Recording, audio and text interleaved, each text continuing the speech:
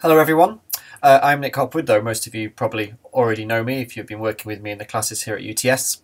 This is a short video about something quite boring but something really important, and that is good record keeping in fieldwork. And I'm particularly thinking of social science kind of fieldwork where you have lots of pieces of data. That could be lots of interviews, different documents, lots of focus groups or observations or field visits or something like that, where you have lots of different kind of units or pieces of data. I'm going to mainly show what's on the screen rather than make a video to you. And so, yes, here we go. I'm going to make a case for using Excel, though obviously the main thing is to think about the process that's involved here and what it's doing for you, not the particular software. And a big caveat is obviously as well that I'm going to explain what worked for me in one project, but what works for you in terms of what it makes sense to record and the information that you'll be needing will be very different. So I'm going to switch off my photo video. So the first thing I'd like to say is, and I'm going to show you here something from a document which if you're working with me here at UTS you'll have been sent, and if you're not, here it is on the video. Good record keeping will help you track every separate piece of data collection, and it will help you link those to key relevant information, such as the date on which you collected the data or participant identifiers. And what's relevant here will depend on your research. It should also link to a systematic approach to naming your files, where file names contain as much relevant information as possible, and I'll show you a bit later.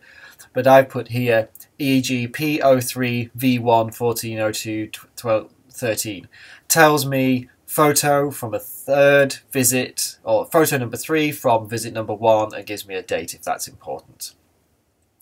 This is important because doing this kind of record keeping or indexing helps you see how different pieces of data link to each other. So if you're working on one bit of data, you can very quickly cross-refer to other data that are linked to it in some way. That may be from the same day, it may be because it's relating to a similar kind of data, like the same participant or the same research site or something like that. It also, I'm suggesting, is where you should keep clear records of participant consent and withdrawal and your pseudonyms that you're using.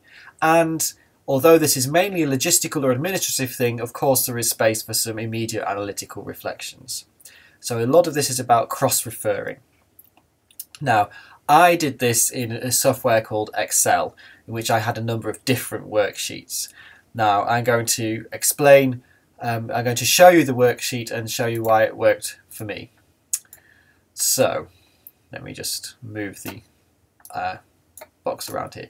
Here is my worksheet, and you can see looking at the bottom here where I've got the cursor, the main worksheet is called Summary, and the columns I have are which number of visits it was. So you can see NH visit, that's me, Nick Hopwood, and my first, second, third, fourth, fifth and sixth visit. I was working with somebody else, so we recorded her visits.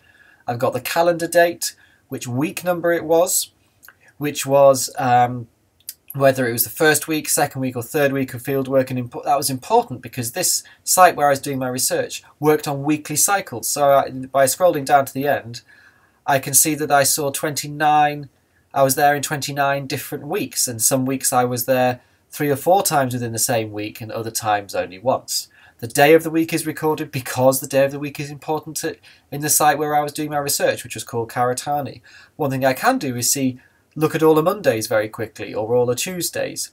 The time of the day was important because that related to shift patterns.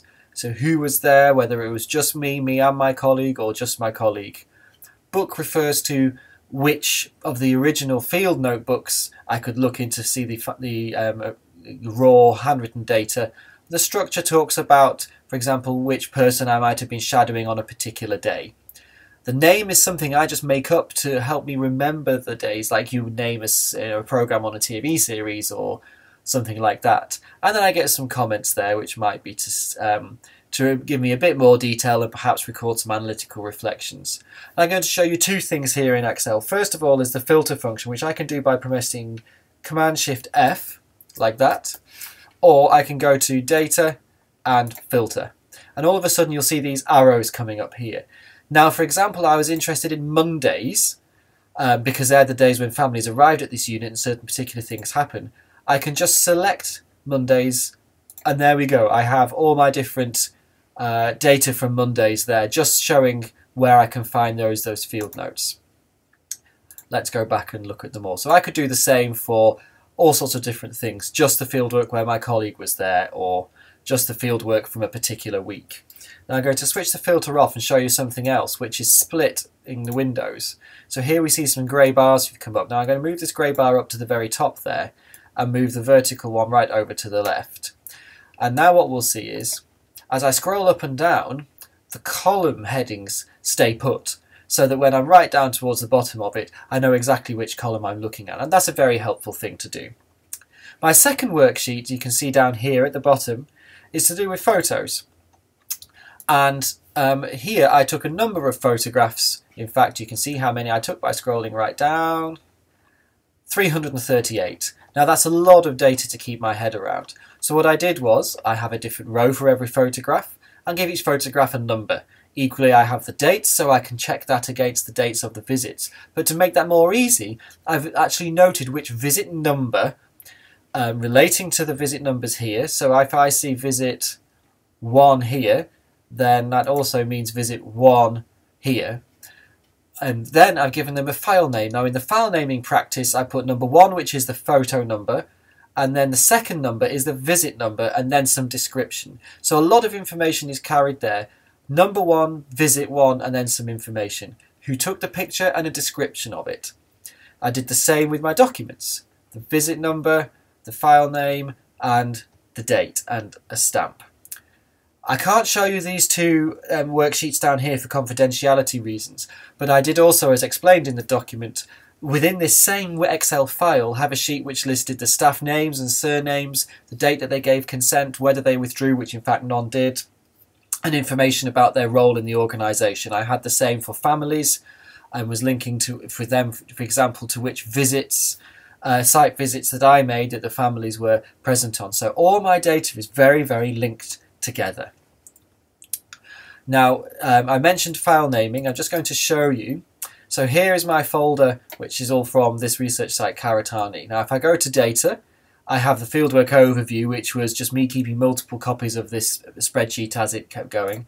Here are all my notes, but the ones I'm most interested in are these ones. So here are the photographs. Now, if I just go back to my Excel file, there you go, and then bring up this folder, you can see that these file names are identical to the ones here on the Excel, and there's lots of information here. So I can quickly scroll down, and if I'm looking at my field notes from visit 42, so say I'm down here in visit 42, I can go to the photos and I can go, all I have to do is look in that second column down here and see if there are any photos from visit 42. And turns out, yes, there were a few photos taken there. Similarly, I could find the documents from that visit without any problem at all. So file naming is really important. Now I'll just go back here to the summary and mention a few in the description column, this column 10. This mainly for me was a reminder of what I did, but you could choose to introduce some very early analytical ideas if you want. But I would suggest really this is about record keeping, and that a different process is important for monitoring your analytical ideas. This is about being able to manage and track and count if necessary, and particularly cross-refer to different bits of your data.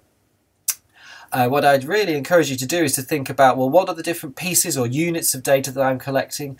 How do they vary? How am I going to keep track of them? And what are the columns that are relevant to me? What different worksheets might I want? And what file naming practices am I going to use to make it very clear to me how to find information, and when I'm looking at it, to tell me where it's come from? I know this has been boring, but it is really important stuff, and it's stuff that a lot of people have said they wish they knew before they started their fieldwork. So I hope this is useful. All right, goodbye.